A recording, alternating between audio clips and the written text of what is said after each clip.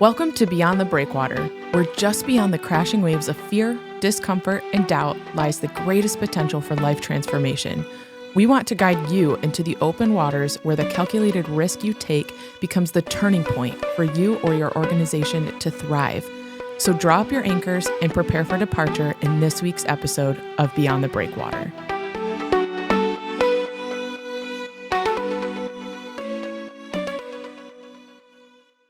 Welcome back, everybody. Great to have all of you here for Beyond the Breakwater podcast. And I'm Ed, and I'm here with Lyndsay. And Lyndsay, it's I know we normally don't timestamp, but I think this is maybe an appropriate one because everybody's just listening week after week after week. And there's been a little bit of a delay from when we recorded the last podcast until today's podcast. It's we're wrapping up. Did I say something funny? No, I'm just thinking of if anybody's watching on YouTube, yeah, the last episode they're going to see is probably you looking pasty, and in this one you're like immediately tan. So the timestamp is it's kind of been a few months of summer. It has been a few months of summer. I have not been in a tanning, what do they call those, tanning machines, booth tanning or bed. whatever it is, tanning bed.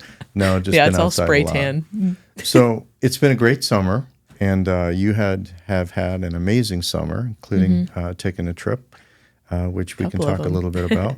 So we're at the end of summer, and we're just really glad everybody's here. But we're really going to zero in on today on your young adult ministry. I think the last time that everybody heard, it had just launched. It was a new idea, a new concept. So I know we don't remember everything that we said in the last one, and so much has transpired over the summer. So let's just start there. Tell us about young adult ministry. How often have they been meeting? Yeah, I think the last conversation we had, I think it was after we just had our first night. I think I don't right. think we had anything beyond that. So it was that new. And even at that point, it felt really new because we didn't really spend a ton of time planning it. It was like Brooke and I kind of had the idea placed on our hearts, and we like found each other in that, and we're just like, all right, we have to start it, otherwise we won't. So I guess to kind of, if people are listening to this for the first time and they didn't go back or they haven't heard, we started a group called Awake 989 for young adults in Midland.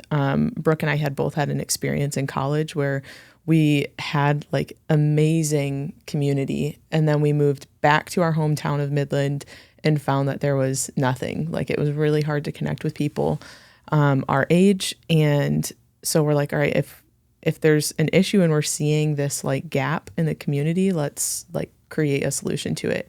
And I remember leaving that meeting thinking like, okay, Lord, do you really want me to fail at this like one more time? Because there were 3 or 4 other times before that we had tried to start young adults ministries of some kind or community groups, but either I think they were over-planned or they were too, I think, focused on the church or the believer. They became closed groups. And I think that's kind of just the fluctuations I see with a lot of groups that launch. That was my experience with college ministries as well, is like you start a group and it has this rapid growth, and there are both believers and unbelievers coming into it, but then you eventually over time get really comfortable with one another because you've grown so much together over the course of whatever time measurement you're using, whether it be semesters or years. And then it's like you reach the end of that season and there is just this human comfort of like wanting to stay in that group as it is, and it becomes anti-new people, and it becomes just a closed off group, unwelcoming for anybody outside of it. And it loses its mission. And so I kind of learned in college, the college ministry I was in, it was constantly like, okay, you go through that season, and when you reach the end, like you all have to scatter, like all of you, like you've raised up leaders. You want those leaders now to start different groups. You start a different group, and you just begin that life cycle over and over again.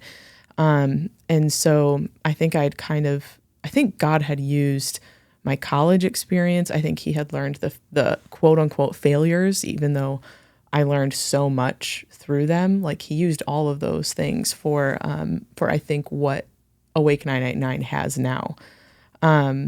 So we learned that we wanted it to be a neutral thing. It needed to be a neutral space It couldn't be something that was run by the church or affiliated with a church, because we found that either believers, there's a turf war among other churches. And so it's like, if we're saying, hey, Messiah Church is having this young adults group, like, why would any other church want to be a part of it? In the same way, we knew it had to be neutral ground, because unbelievers would not want to come to that as well. So rather than putting a stake in the ground as like, this is our church doing this thing, it's kind of interesting because Brooke goes to one church, I go to a different church. God's raised up other leaders from like 2 other churches to help with this, to kind of just say like, hey, we're just creating a space for young adults to connect. So we meet bi-weekly on Wednesdays at 6. We were given a space to use, the chapel downtown, which is now used as Caregiving Network's offices, as well as like other events that happen.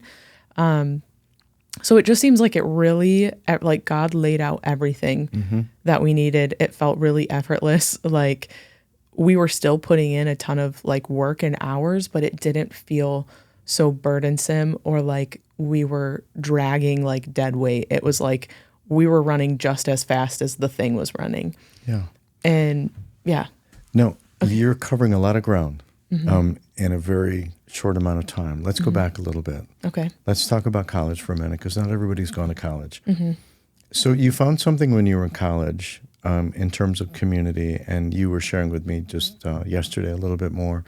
Like, what are all the touch points when you're in college? Because it's a little bit of a bubble. So talk about what college life was like in community. Yeah. There were multiple touch points that you could have with people in college. And I think that's why so many people have like lifelong friends from college, because it kind of escalates the process of becoming close with someone. Like, you could wake up with like, if you're like, I lived in a trailer park with 6 other people. And then on top of that was in a lot of different, like InterVarsity Christian Fellowship. I worked on campus. I was in classes, and every single place I've ever gone, I've always prayed that God would give me just one friend. But he has always blessed me with like little groups and pockets of friend in every single place I've been. And so with that, it's like you could wake up and like walk with someone to the bus stop, and you could see that same person like 10 different times throughout the day of like, all right, see you after class. We'll walk to the next one together. Or I'm grabbing lunch. Do you want to come join me for just like 15 minutes? Okay, I gotta catch the bus to this place. You want to go with me? I need to go get groceries. You want to stop with me there? Oh, I'll see you in the library and we'll study for the next couple hours. And so you can kind of like coexist with a lot of different people in a very walkable distance, where it makes your interactions with that person a lot more frequent. And I think I kind of post-college have thought like, okay, that season of my life is done. And I don't think I will ever experience like friendships to the depth that I experienced at college. But I think that is an important thing to learn from when it comes to creating this space for young adults. Because if we're meeting bi-weekly, I think we have to be like really intentional about the events that we are having, because, and I think this is where like this conversation begins to shift, and it becomes really, really hard, because we're fighting this tension now of like, are we going to have Wednesday nights, the bi-weekly nights? So there's 2 or 3 events or like hangouts that happen within a month, depending on how the weeks fall. And so it's like, do we have just events that are specific to community? But what happens when you start to introduce more faith-focused events? Okay, let's go there in a little bit. Okay. I just want to still go back to you're identifying a need, a strong need. There's 8 needs in every community: housing, transportation, food, childcare, jobs, healthcare, recovery, and community. So you had an amazing community in college. And then when you left college, was that a gap? I mean, was it like... Yeah. It was not just a gap. It was an abyss.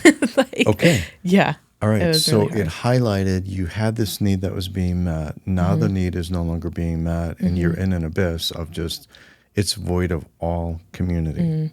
Is that It felt fair? that way to me. Yeah. Okay. So I know ever since that I've known you, you've had a heart for not necessarily recreating what you had in college, but how do we get this need for community met? and lots of things have been tried. I think churches have tried. I mean, I've been around here 16 years, and efforts have been made over the years to do community. And it always seems like there's always a struggle with it, and it never seems to continue. So the need for community, would you just talk about the need for community? Because I think it's a bigger need than most people realize. I think we get used to not having community. Yeah. I mean, I think I feel that need very deeply. I think in a way that feels a lot more intense than most people, just because I think I need to be around people like 100% of the time. I know people are not like that. But I think that is echoed throughout our community. Like every time I have brought this up to anyone, like it is without a doubt, every response is like, that is such a need in Midland. Or so earlier this week, I had met with a bunch of we had a suicide prevention training. I had met with a bunch of crisis response caller, social workers, counselors, therapists. And when I had brought up the reason why I was taking this training being I wanted to just be better prepared for more interactions, I think that God would be introducing through Awake. And I mentioned we started this young adult community thing in Midland. It's a community-wide thing. And everyone's head in the room went they just shot up to life. And people were like, what's it called? When does it meet? Where can we find information? We hear so much in these crisis response calls, 20-somethings who are just so lonely and are looking for friends. And so I think, and I mean, even just in starting this group, we've had a lot of people reach out to us and message the group page saying I really desperately need this. And I'm a little bit socially awkward. Is it okay that I still come? And I might not talk. And so it's we are seeing people show up to this group alone. They don't come with friends. A lot of people come by themselves. And I think a lot of people feel uncomfortable being there, but they fight through feelings of discomfort because they know it is something that they need so desperately.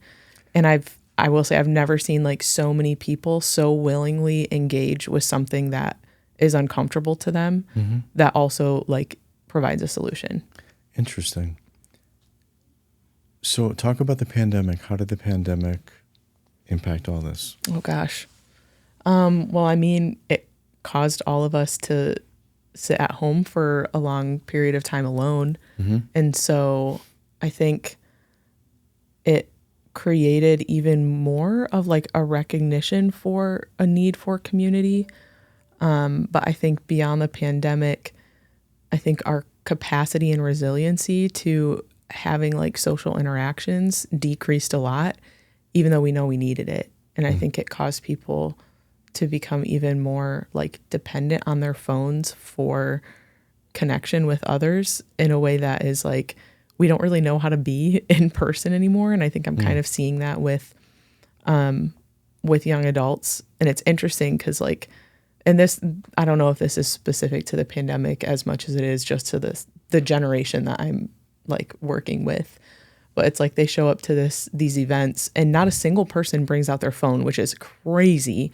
That is crazy. But at the same time, it's people don't really know what to do at first until you start going, I feel it's I take on the responsibility of okay, I'm going to get you guys talking about this thing that you have in common. Okay, great. You're good. You're talking. Let me go just stir up a bunch of stuff for others. So yeah, I don't know if that was kind of a rabbit trail from your pandemic. Is there something that you're picking up on or seeing with the pandemic? No, it's not a rabbit trail at all. I think I want to establish the need for community, which is, I think, a lot bigger than most people realize. I think it seems to impact the 20-somethings in particular, the hardest, teens. I mean, we're seeing a lot of the educational issues of the repercussion of what grade were they in the pandemic. Yeah. But I think the need for community is huge. And I don't think it's really been addressed a whole lot by the church. And you had talked about that earlier. We'll go there in a little bit about what's it mean for church today.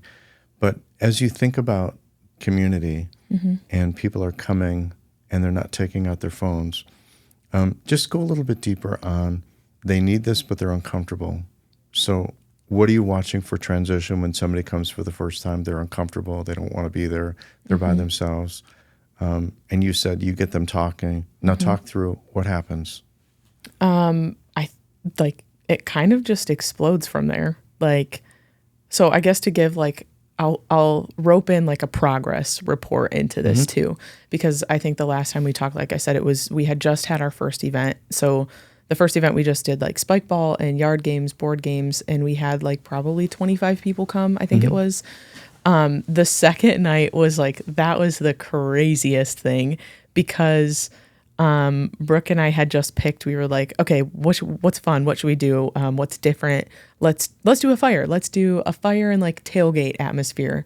Turns out it was like 95 degrees that day. And we Great were night like, for a bonfire. Oh, it was so hot. We had somebody pass out that night. Like, wow. It was hot. But we were like, oh, we want to stay committed to our original plan. We don't want it to be confusing of like what we're doing. So we're doing the fire.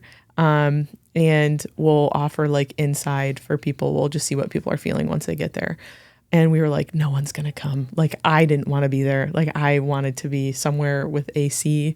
But we showed up and we had like over 50 people come that night. Wow. So we doubled from the first night to the second night.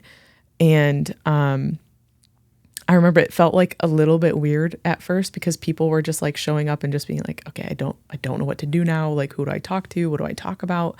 And so it felt like, I just remember a lot of, I felt like I was filling in a lot of gaps of like, all right, like, how's everybody doing? Are you too hot? Do you want to go inside? Do you want to stay outside? And like trying to like get people talking in different groups. There was someone that showed up who had messaged us saying like, hey, I really need community, but I'm a little bit socially awkward. Is it okay if I come? And that person came and I just watched him like come to life in a way that I was like, I would have never guessed that you struggled with social anxiety or anything of that regard if I had seen how you were interacting with this group tonight. Or at least the transformation, because it's like you could kind of tell at first, but then like as the night went on. So it's like you ask, how does this show up at these nights, and what transformations am I seeing? It's like they come into the room uncomfortable, unsure. They're like, I came alone, and is everybody else going to know each other? Am I going to be the odd one out? How do I relate to people anymore? Like, I don't know what to talk about. To then like every single time we've had these nights, it's like I probably don't get to bed until like 2 or 3 in the morning, just because of how long everybody wants to hang out and talk. And so that's been really, yes, must be. Must be. Yeah. Well, you had talked about people staying in their cars even when the event starts. Talk about people. I mean, yeah, they would sit in their car. I think we did have somebody sit in their car and then they ended up leaving because you're just scoping out the place. It's like, I think a lot of people who knew that we were starting this group, Brooke and I had made a video and posted it on Facebook and Instagram and had gotten like 2,000 views, like a bunch of shares. We had over 100 people join our like Facebook group that day. And I know someone had vocalized, they were like, yeah, I wanted to leave Midland. Actually, she was looking for other jobs out of the state because she was like, I can't be here anymore and not have friends. I need to go somewhere else. And then she was like, I saw this video and I was like, I need to go. Somebody from Clare, like Michigan, had reached out and sent her the video and was like, hey, you should check out this thing. And so she was like, I decided to show up, but she was like, I guess I'm going regardless. And I don't know if it's just going to be me and these 2 girls here or who all's going to come or if everybody's going to know each other. But it's like she did the same thing. Like she sat in her car and just waited and like saw who was coming in, if they were coming in together, if people were coming in alone. She wanted to know that there were going to be more people than just like Brooke and I there. So I think anytime you start something new, you're just curious of like, all right, I got to get my bearings on what this is so that I can mentally prepare for it. So let's talk about starting something new. Let's use the model for just a moment, Beyond the Breakwater.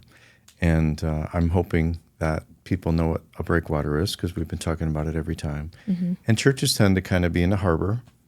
And you identified a need, and you didn't want to do it at the church and have it a church group. You really wanted to go out into the community. So it's really like you and Brooke got a boat, got a new boat, called it Young Adults, and ventured out. Did you know what you were doing? No. I knew what not to do. Where you were going? Not necessarily, I guess. Like, I knew that we just needed to be in the community. I knew it needed to be neutral ground. We both knew we're not going to overcomplicate this thing. We're not going to plan it to death. We're not going to have strategy. We're not going to have mission, vision, value statements. It's like, we're just going to gather as community. Just go. There's a talk about the value of just going without overthinking it all and just saying, we're going to go after young adults. We don't really know where. I mean, we have a location. We're going to try it. And talk about just think about it from a boat's perspective. Like, you just went out in the boat, put a shingle out, called it Wake 989, and hope people come. For me, at least, it created like a dependency on God in a way that gave me curiosity for what could happen, because I didn't have everything planned down to the T. And I've always really appreciated that approach in life in general. Like, it's like anytime I take a trip with friends, once a year, I'll typically go to like a national park somewhere, and I don't like planning whatsoever, because I feel like sometimes when you plan, you have like this rigid view of how you want this experience to be. And it becomes a lot harder to roll with the punches when they happen, which is inevitable. And you all of a sudden become really disappointed in the thing that you're going out to do. And so I think the same that is said on like a vacation, where it's like, I've seen friends who like, they are very rigid planners, and it's like they something happens where it's like, oh no, we can't get into this park because the parking lot is full and we could have never planned for that.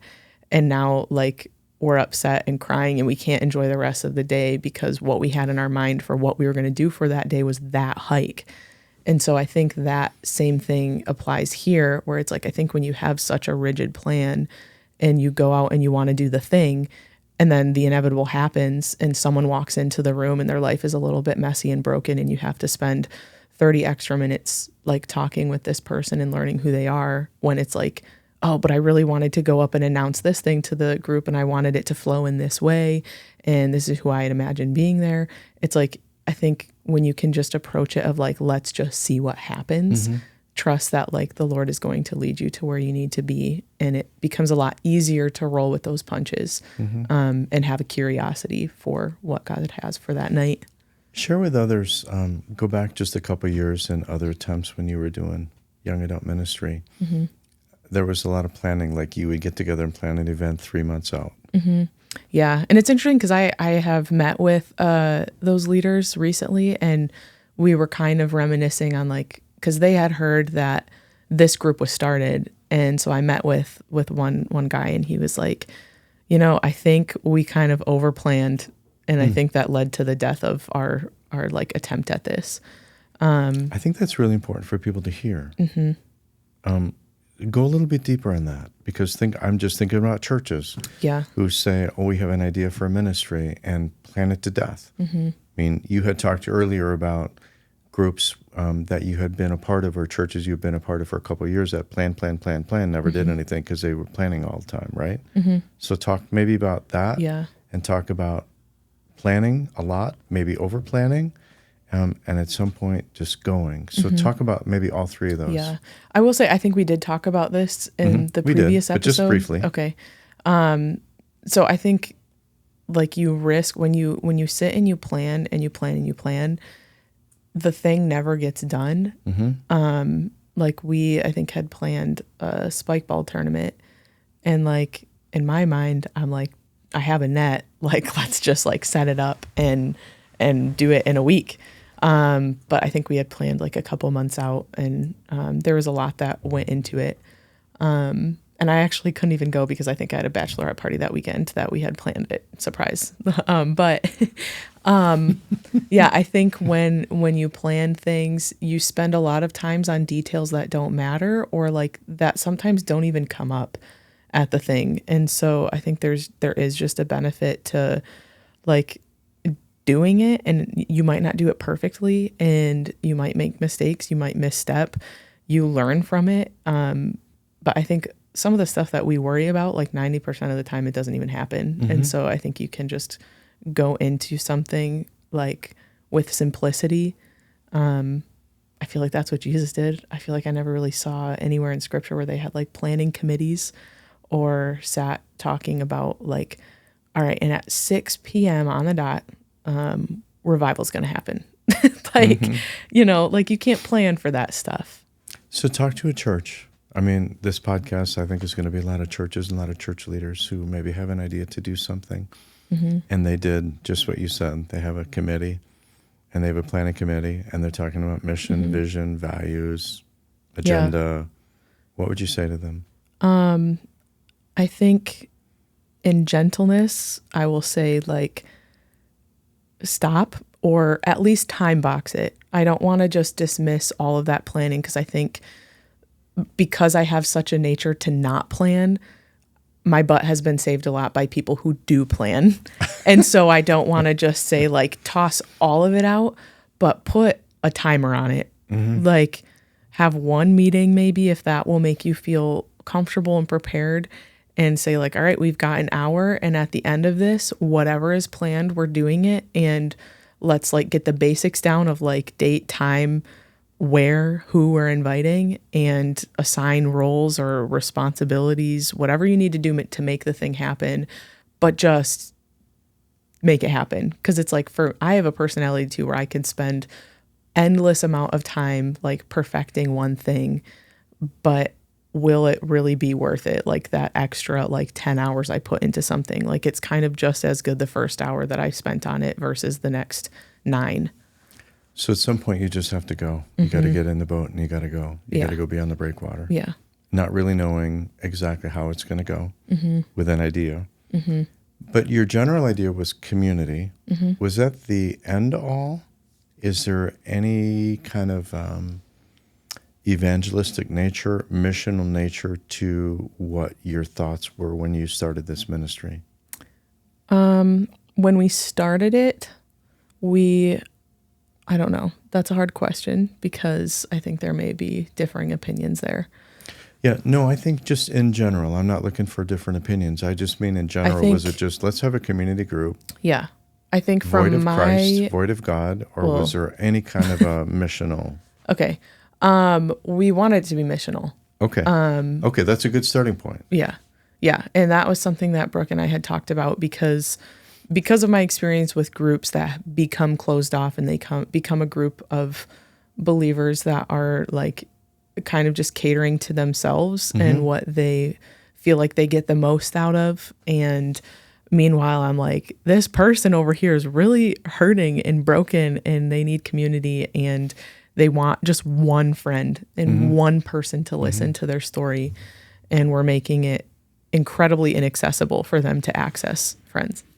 So how does it feel to a person who, let's just say you start a young adult ministry in the church, and I'm not saying that's a bad thing. You started in a church, everybody already probably has an idea of who each other are. You've seen each other, you've been part of worship for a while.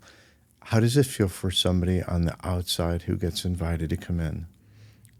Exactly what that is. Someone on the outside who gets to come in. Like, okay. I think it's like almost self-explanatory in that. Okay, so you made a decision to do it outside, not attached to any church, even though you're staff at Messiah. You went into the community, walked through like the decision process. Where did you start it? Where or when did we start? Where did we start? Yeah, where did you start it and why? We started it at the chapel. The caregiving network offices is now out of this, so they help with like rent assistance, utilities, other resources in the community. But they let us use the building as something of neutral ground. Like it doesn't have anything operating out of it other than that. They also host other things like Foster Midland meets there.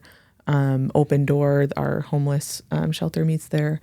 So it's a space used for multiple purposes. Okay. So for people that don't know or haven't seen it, you can look it up online, Caregiving Network. It's an old church. built, 100 years ago, no longer is used for a church. A nonprofit ministry started it. And actually it was started originally as like everybody was going to all the churches asking for things. And so one ministry in town, right in the heart of the town, actually started Caregiving Network to be the resource that all churches would sponsor and support, and then they would be the clearing ground for helping people in the community. So that's what Caregiving Network is about. So you've got an old church. And a lot of churches have started out of it too, which is kind of cool. A lot of churches have and then left, but it's no longer, actually the city said it can't be a church anymore because they don't have parking and they weren't grandfathered in. So no church can ever be there. You can't start a church there anymore. So anyways, now it's a neutral place. That's a former chapel, former church. Yeah. And that's where you guys started. So it's neutral ground. And I think that's what I want everyone to hear. It doesn't matter the location as much as understand it's a neutral ground. Yeah. Yeah. And also, I think part of that too is like, we could meet at somebody's house, but strangers aren't going to want to come to someone's house. Sure. So yeah, neutral is. And isn't there something interesting about you're going to a place that still looks like a church, but it's not a church. So I think there's a quiet missional aspect there, isn't there? Yeah. And when we had started talking about this group launching, like I think I was starting to say this, but like based on other groups, I had mentioned to Brooke, like I was like, if we do have to establish like what the purpose of this is for, because if it is something where you want it to be for believers alone and we're just pouring into like believers that are hungering for more, I'm like, that's a cool thing, but like I know that is not what God has called me to. And so if that is the case, I will kindly see myself out. And so she had kind of mentioned like, no, like I want this to be something where we are always inviting new people, and that new people who don't know Christ can come and just be and find friends, find community, and we will pray that like God will grab their hearts and like transform their life. So if we apply this in the model, I want to go back to that continuously. You didn't take the boat out and then hoist the cross up on the boat and said, it's for all believers. Come on, wherever you are, whatever church you go to. You didn't do that. You really said, hey, young adults, if you're looking for a community, you're welcome. And they came. Even though they're coming to a former church that's now neutral, they came because of their need. And I think the tension that a lot of people experience with that of like, I feel like you're using a lot of like emotional words of like, you didn't hoist a cross up on something and you're leading with that cart, or like you're leading with that thing. It's like, I think people's reactions are, okay, so then it's void of God. God is not in this thing. What's even the point of having a community group if you're not going to like get them into the church or have like a Bible study or a worship night or whatever, or share the gospel with people the second they walk through the door, or earn their trust and before they leave, share the gospel.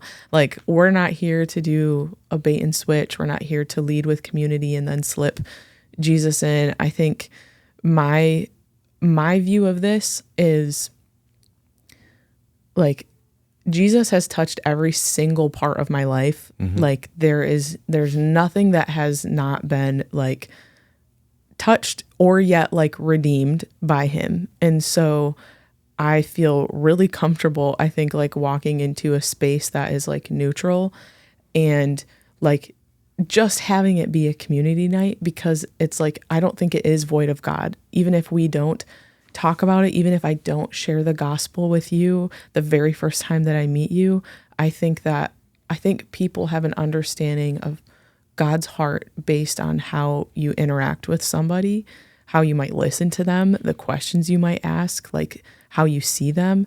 And so I treat these nights that we're hanging out, I think, very differently than some might, where these were some conversations that we were having with.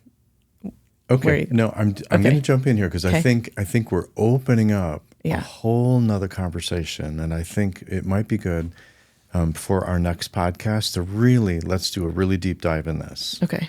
I think we're getting time to kind of wrap things up. So if there was one thing that you would suggest to a listener, a church leader, a church who's thinking about ministry or thinking about a new ministry and considering maybe young adults as it, what's the one thing that you would recommend that they do?